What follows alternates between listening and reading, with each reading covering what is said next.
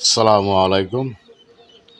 এক মৌলবী বলছিল যে মানুষের সাথে মোহাম্মদ নাম লাগানোর দরকারটা কি?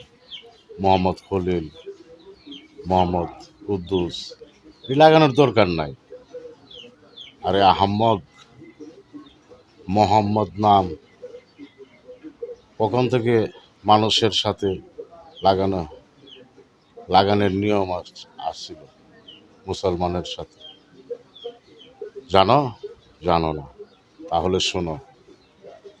হযরত আলী দ্বিতীয় বিয়ে করেছিল বিবি অনুফার।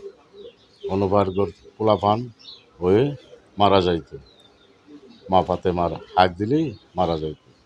তো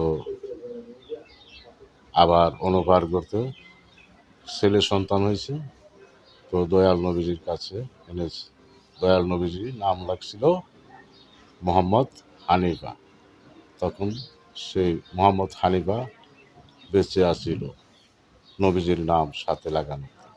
সেদিন থেকে মুসলমানের নামের সাথে মোহাম্মদ নাম জড়িত হয়েছে। তোমরা জানো না নবীজির নামের কতটুকু গুণ?